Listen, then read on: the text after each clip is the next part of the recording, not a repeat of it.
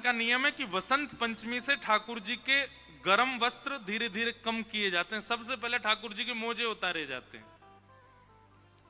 मोजे क्यों? और कई बार ऐसा होता है कि वसंत पंचमी वाले दिन भयंकर कोहरा होता है वृंदावन में, इतना भीषण कोहरा कि आप अपना हाथ नहीं देख सकते आगे, और ठाकुर जी के मोजे उतारने पड़ते हैं। तो एक बार मैंने हमारे ब्रज के एक रसिक थे, उनसे कहा कि ठाकुर जी के मोजे क्यों उतार रहे हैं? इतनी तो ठंड पड़ रही है, बाहर गलन हो रही है, इतनी शीतलता हो रही है, ठाकुर जी के मोजे क्यों उतारते हैं वसंत पंचमी को? कई बार दिन के हिसाब से नियम का पालन नहीं करना चाहिए, वातावरण के हिसाब से भी करना चाहिए। हम सेवा सेवा चिल्लाते हैं सब जगह, ठाकुर जी के सुख का विचार करना चाहिए। बाहर इतना जाड़ो पड़ रहा है, हम ठाकुर जी के मोजा उतार रहे हैं। तो मुस्कुरा के बहुत अच्छी बात बोली, बोले देखो वसंत पंचमी पर मोजा इसलिए उतारे जाते हैं कि जब मोजा उतरेंगे तो ठाकुर जी को ठंड लगेगी, और जब ठाकुर जी को ठंड लगेगी तभी ठाकुर जी ऋतुओं से कहेंगे हाँ भाई जल्दी चलो, अब हमको जाड़ा लग रहा है, अब जल्दी गर्मी लाने प्रारंभ करो। ठाकुर जी को मोजे पहना के रखेंगे तो ठाकुर जी कहेंगे बढ़िया है, क्या हमको सर्दी तो लग नहीं रही, बढ़िया जाड़ा ही रहने दो।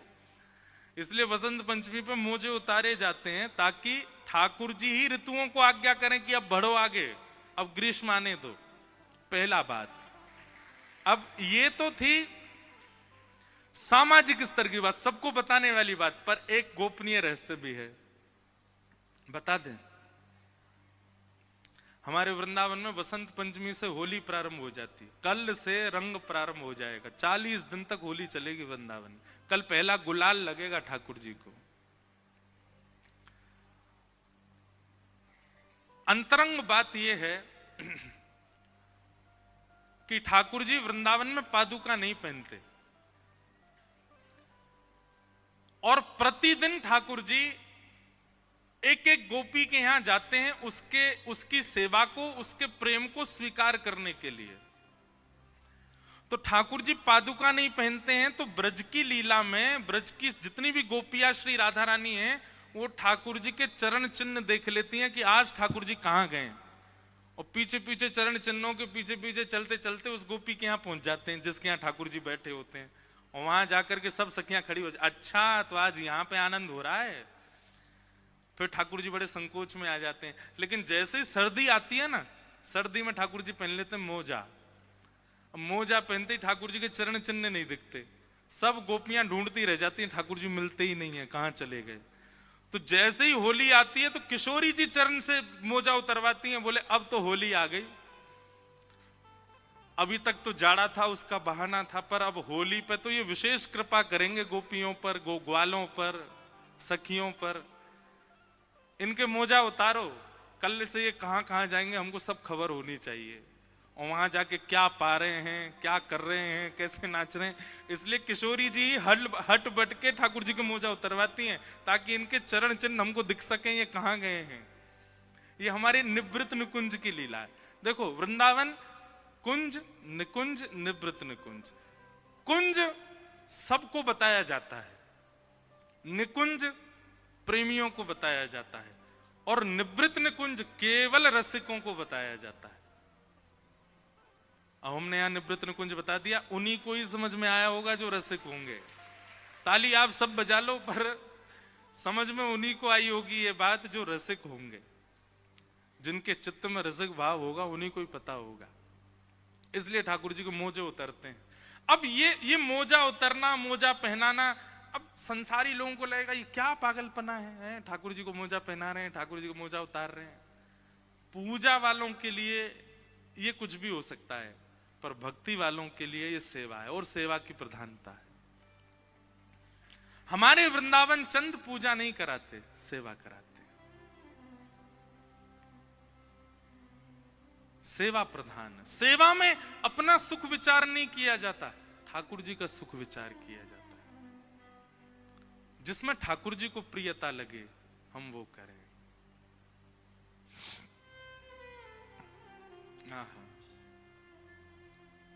अब जैसे ठाकुर जी को प्रिय लगे ये बात मन में आती है तो एक ही पंक्ति गूंजती है मेरे चित्त में,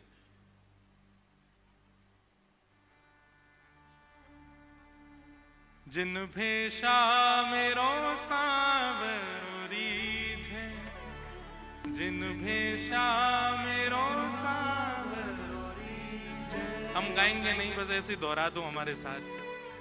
जिन भेषा मेरो गिरधर रीझे, जिन भेषा मेरो गिरधर रीझे, सोही भेष धरूंगी हो मैं तो, सोही भेष धरूंगी हो मैं बैरागन होंगे,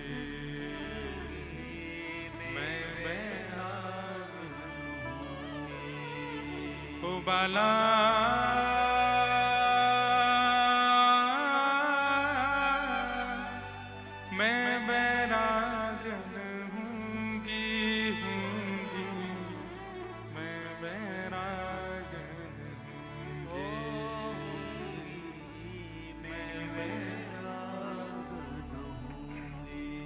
कहो तो कुसुमल साड़ी रंगावा, कहो तो कुसुमल साड़ी रंगावा। मीराबाई कह रही हैं, अगर कोई कह दे कि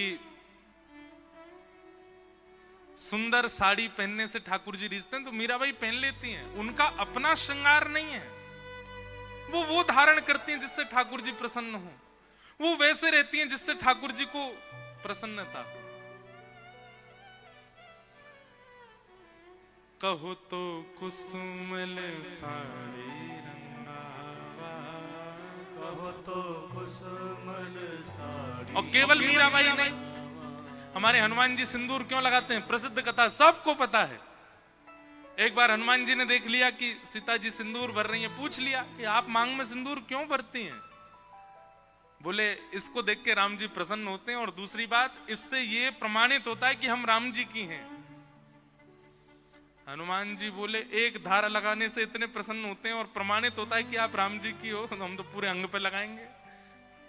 ये हनुमान जी भी गा रहे हैं, कहो तो कुसुमल साड़ी रंगावा, कहो तो कुसुमल साड़ी रंगावा, कहो तो भगवा भेष, कहो तो भगवा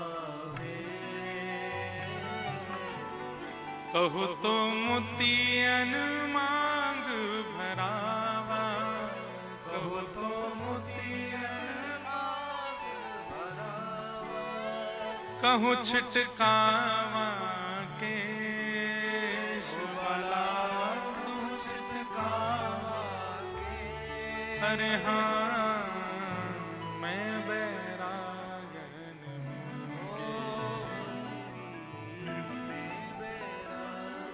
ये क्या है, ये सेवा है, ये पूजा नहीं है, ये सेवा है। और इसी सेवा को क्या कहते हैं, परम धर्म। क्या कहते हैं, परम धर्म। जो सेवा के पथ पर चलने लग जाता है उसकी आत्मा का कल्याण निश्चित है। भागवत जी कह रही हैं, सवई पुंसाम परो धर्मो यतो भक्तिर अदोक्षजे, अहि तुक्य प्रतिहता ये आत्मा संप्रषेदति। देह का अभिमान हम जितना ज्यादा करेंगे उतने ज्यादा संसार में गिरते जाएंगे, और जितने देहाभिमान शून्य होकर के देह ठाकुर जी के तरह से रहे, ठाकुर जी को जैसे प्रिय लगे वैसे रहे, ठाकुर जी को जैसा हम ठाकुर जी के लगे ऐसा देह को रखना, ऐसा प्रसाद पाना, ऐसे ही सोना, ऐसे ही रहना, वही आत्म कल्याण कहलाता है, वो परम धर्म कहलाता है। इस प्रकार सूत जी महाराज परम धर्म का वर्णन करते हैं। आगे भागवत जी में भगवान के 24 अवतारों का वर्णन किया गया। उसके बाद भागवत जी की रचना कैसे हुई इस विषय को बताया गया। भागवत जी की रचना क्यों हुई, ध्यानपूर्वक सुनिएगा। श्री वेदव्यास जी महाराज ने अनेक पुराण लिखे, अनेक ग्रंथ लिखे। वेदव्यास जी की अंतिम रचना है श्रीमद् भागवत। भागवत जी लिखने के बाद वेदव्यास जी ने अपनी कलम को सरस्वती जी में बहा दिया। बोले अब कुछ और लिखना शेष नहीं है, ये सर्वोपरि है, ये संपूर्ण है। भागवत जी की रचना के पीछे मुख्य उद्देश्य क्या है? 4 पुरुषार्थ हैं बंधुओं, जिन चारों में हम पूरे दिन लगे रहते हैं। हमारा पूरा जीवन इन 4 के पीछे ही दौड़ता रहता है। कौन कौन? 4 पुरुषार्थ। सबसे पहला धर्म, दूसरा अर्थ, तीसरा काम और अंतिम मोक्ष।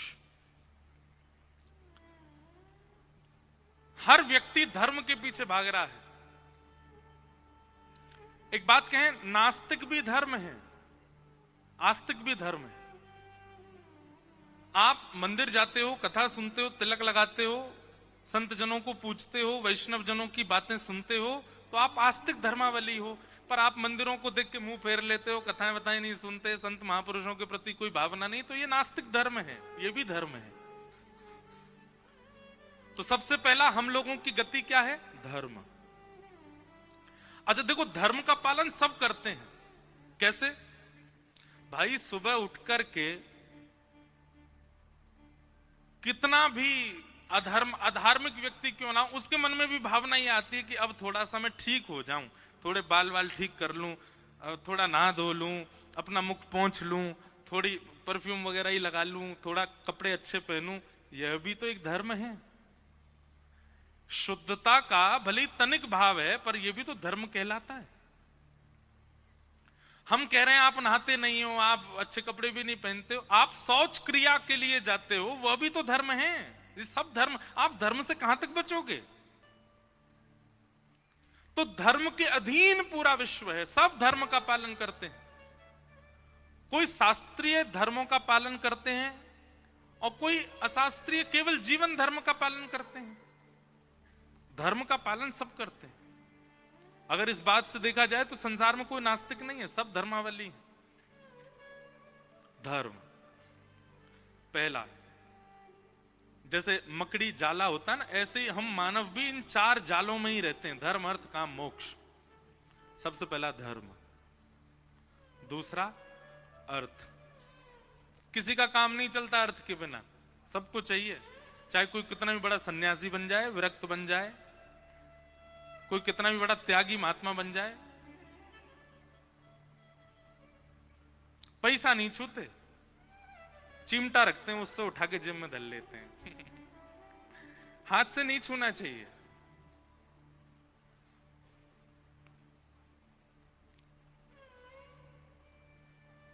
सबका काम चलता है, अर्थ सबको चाहिए।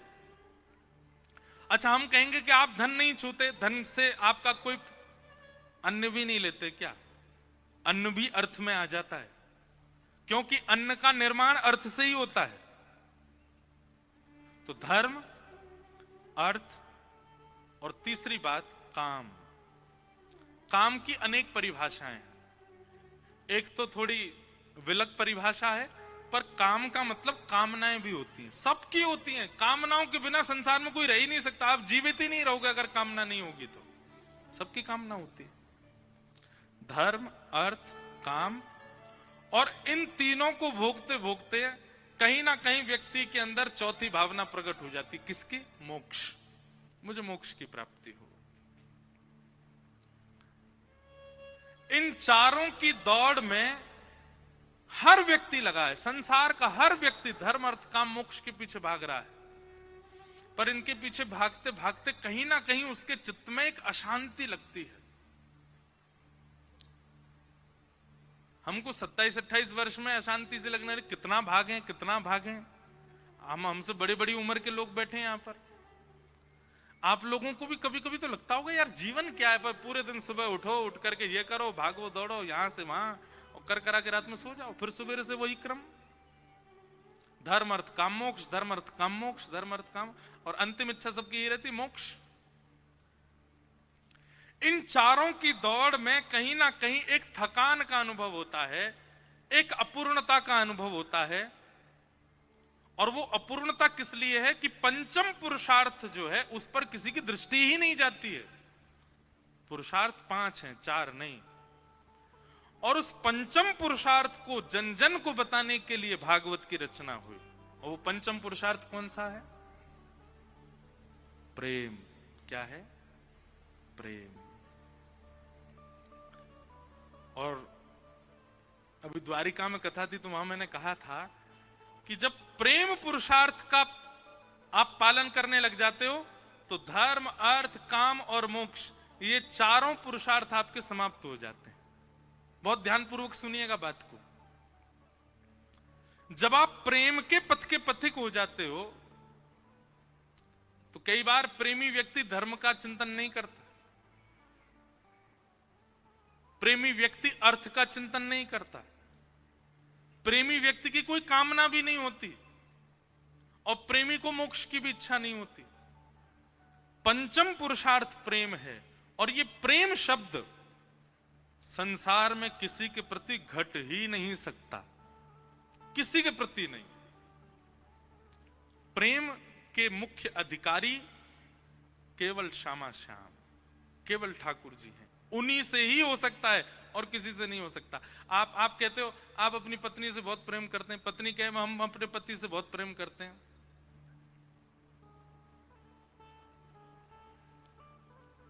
ब्याह होने के कुछ दिन पहले तक ही प्रेम बढ़िया लगता है। ब्याह से पहले लड़का को लड़की में साक्षात लक्ष्मी जी दिखती हैं। देखो चलती फिरती लक्ष्मी, देखो हमने लक्ष्मी नहीं देखी, ऐसी होती होगी। और लड़की को अपने पतिदेव में साक्षात नारायण दिखते हैं। परमात्मा का अंश है जिनसे मेरा ब्याह हो रहा है। और जैसे ही अति सामीप्य होता है, जैसे जैसे ब्याह होने के बाद सामीप्य बढ़ता है, फिर एक दूसरे के दोष दिखने लगते हैं। पति को पत्नी में ही शूर्पणखा दिखने लगती है और पत्नी को पति में ही काल भैरव, साक्षात काल भैरव। और आजकल तो बहुत ज्यादा हो रहा है। प्राचीन के लोग तो फिर भी बचे हुए, संभल गए। अब की जनरेशन लोगों को तो बहुत जल्दी दोष दिखने लग जाते हैं, दोष दर्शन हो जाता है। तो इसका मतलब क्या, प्रेम हो ही नहीं सकता। फिर उसके हाथ से पानी भी आएगा ना तो भी ठंडा पीता हूं मैं, पता नहीं था तुमको ठंडा चाहिए, मुझे थोड़ा गर्म पानी चाहिए, चाय तुमने कैसी बनाई। और फिर कहीं ना कहीं दोष दिखने लगते हैं। दुनिया का कोई भी संबंध ऐसा नहीं है जहां पर आपका प्रेम का मतलब क्या। प्रेम की परिभाषा हमारे शास्त्रों में बताई कि जहां पर आपका लगाव, जहां पर आपका स्नेह प्रतिक्षण वर्धमान, वर्धित होता हो।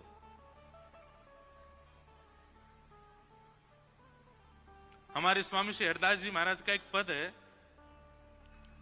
मुझे पद याद नहीं है पर बहुत अच्छा है। ठाकुर जी किशोरी जी से क्या कह रहे हैं, राधे जब जब देखूं तेरो मुख। किशोरी जी से ठाकुर जी कह रहे हैं, श्यामा जब जब देखूं तेरो मुख, तब तब नयो नयो लागे।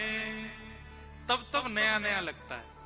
ठाकुर जी कहते हैं, मैं किशोरी जी को देखते समय जितनी बार पलक झपकता हूं, हर पलक झपकने के बाद जब नेत्र खुलते हैं तो किशोरी जी अलग होती हैं।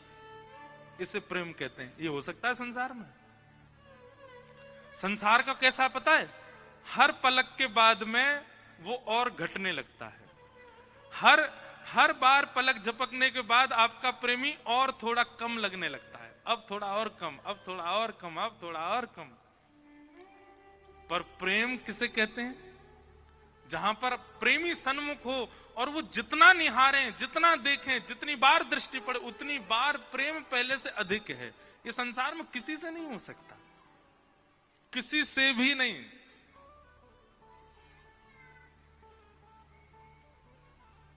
हमारे गिरधर लाल 6 वर्ष के हो गए इस बार। पहले वर्ष का स्वरूप दिखाऊंगा आज आपको शाम को, और अब के ठाकुर जी देखना, जमीन आसमान का अंतर होगा पहले स्वरूप में और अब के स्वरूप में। हर दिन ठाकुर जी नवीन लगते हैं।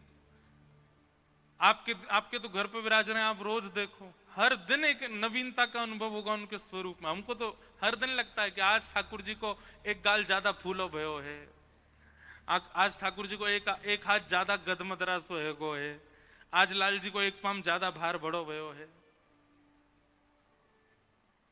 प्रति क्षण, प्रति पल, प्रतिदिन वर्धमान जो हो उसको प्रेम कहते हैं। और वो प्रेम संसार में नहीं हो सकता।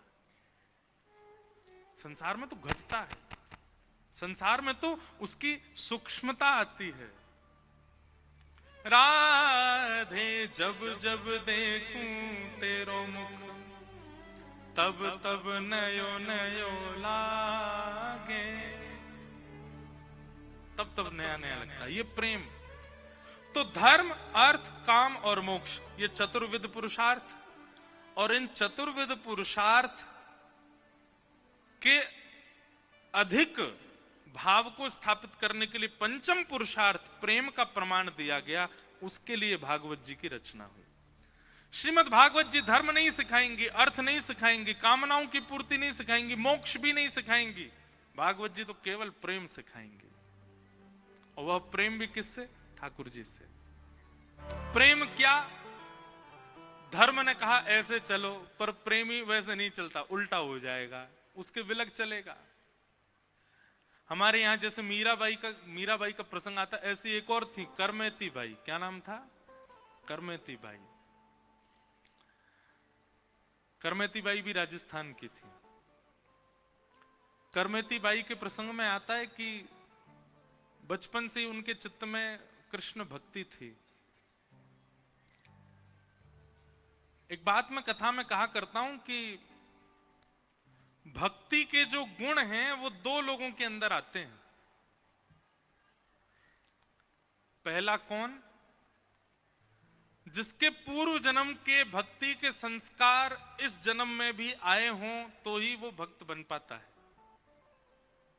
कहीं ना कहीं उसने पूर्व जन्म में खूब भक्ति करी है, इस जन्म में किसी की कथा सुन के, कहीं दर्शन करके, किसी सत्संग को करके उसके चित्त में भक्ति आ जाती है। तो भक्ति के जागृत होने का पहला कारण क्या है? पूर्व के संस्कार। और या फिर भक्ति दूसरे प्रकार के लोगों में आती है जो घोर नास्तिक हों, घोर कामी, घोर क्रोधी, घोर लोभी, सब चीज घोर ही घोर हो।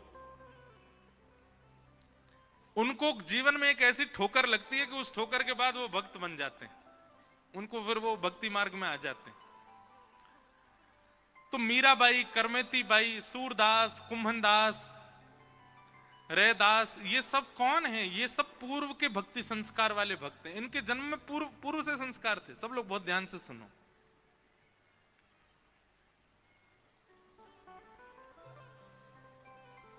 करमेती बाई बचपन से कृष्ण भक्त।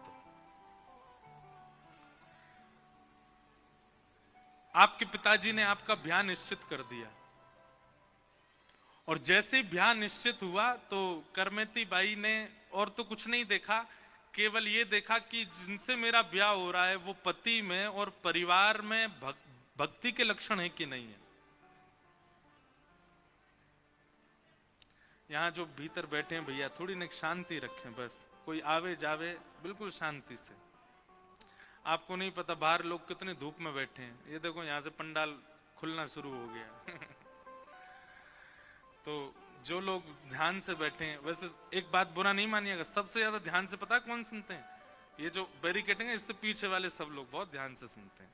बस आगे वाले थोड़ी सावधानी रखा करें, इसलिए हम पीछे ही देखते रहते हैं, आगे वालों को देखते ही नहीं, उनकी बातें ही खत्म नहीं होती।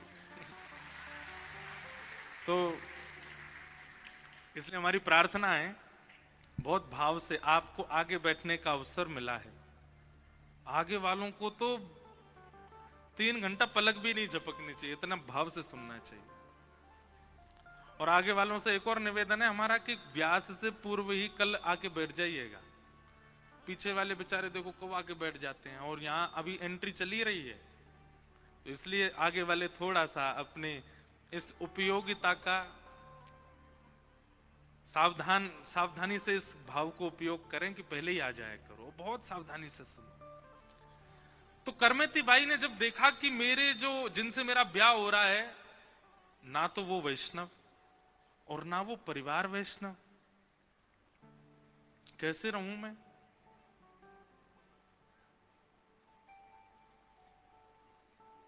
करमेती बाई ने खूब सोचा, माता पिता की आज्ञा मुझको माननी है, माता पिता को निराश नहीं करना है, पर अपने पिताजी से जाके कहा, पिताजी आप ये तो सोच लीजिए कि जिससे मेरा ब्याह हो रहा है उसको दूर दूर तक भक्ति का कोई लक्षण नहीं है, मैं कैसे जीऊंगी उसके साथ। लेकिन प्राचीन काल में माता पिता, हो जाएगा बेटा, तुम सब कर दोगी, तुम्हारे साथ रहने से फिर हो जाएगा। करमती बाई बोली, मैं अवसर नहीं देना चाहती हूं अपने आप को या किसी और को, ये मेरा अंतिम जन्म है, मुझे इसमें अपना कल्याण करना है। मैं अब ये देखूंगी नहीं कि उसके साथ जाके उसको फिर भक्त बनाऊं, जिसमें अभी से ही संस्कार मांस मदिरा आदि के हैं, वो कैसे भगवत भजन करेगा। लेकिन पिताजी नहीं माने। अच्छा कुल है, अच्छा खानदान है, अच्छा सब संपत्ति है, कोई बात नहीं। करमती बाई बहुत परेशान हो गई। जिस दिन करमती बाई का ब्याह था, जैसे जैसे बारात आती जा रही है, करमती बाई इतना चिंतन में कि क्या करूं। कान पकड़ के कक्ष में ही क्षमा मांग ली माता पिता से, और द्वार पर बारात आई और करमती बाई वृंदावन भाग गई, उसी समय छोड़ के चली गई।